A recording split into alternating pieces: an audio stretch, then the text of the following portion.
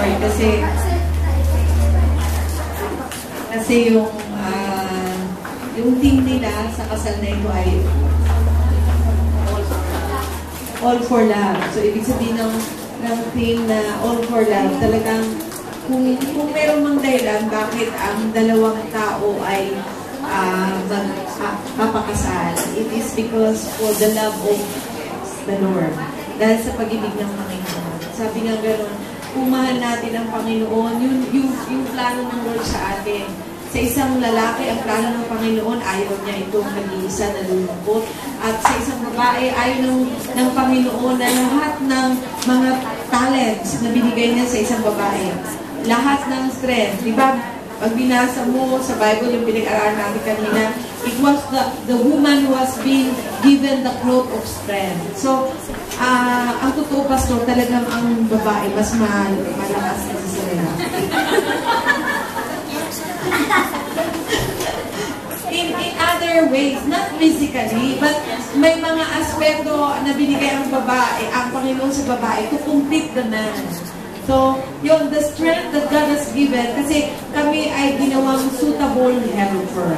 So, katuwang, katulong. Kaya, kung mapapansin yung mga babae, di ba, talaga medyo biniyayaan tayo ng kakaibang angking katangian. At natutuwa ako dahil ngayon, you are going to become a suitable helper.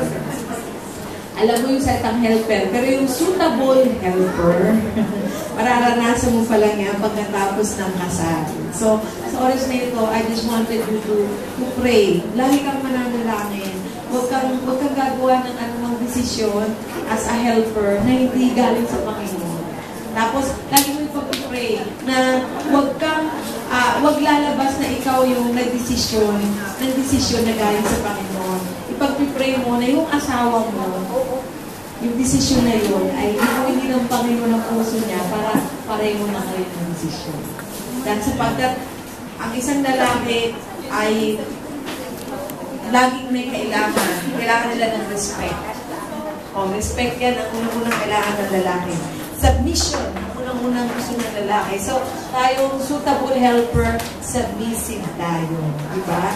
Lagi tayong submissive sa will ng Lord at lagi natin ibigay man sa atin ng Panginoon unang-una yung ideya na yun. Bigay man ng Panginoon sa ating isip yung unang-una yung plano na yun. Bigay man ng Panginoon sa isip natin unang-una yung solusyon sa problema na yun.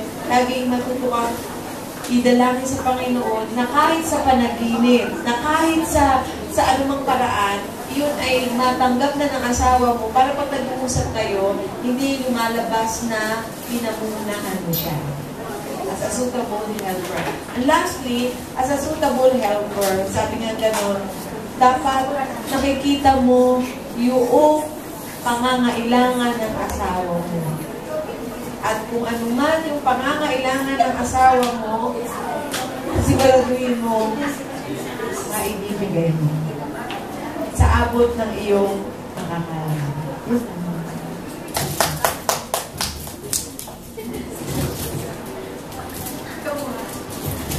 Hindi na ako. Sabi mo na lahat eh. Sabi ko sa iyo na.